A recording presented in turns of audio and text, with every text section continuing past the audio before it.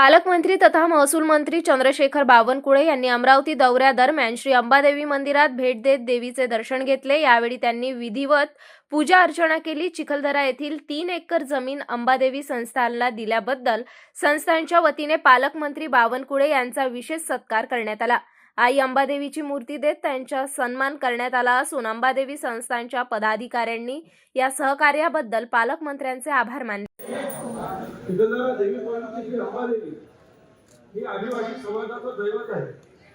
1975 साली शासनाने महाराष्ट्र पर्यटन विकास महामंडळाला पर्यटनाला चिखलदरा येथील मंदिराचे व्यवस्थापन व देखभाल योग्यरीतीने व्हावी, या धार्मिक स्थळाचे महत्त्व बाधित राहावे याकरता तत्कालीन मुख्यमंत्री स्वर्गवासी सुधाकर यांनी व्यवस्थापन सांभाळण्याची जबाबदारी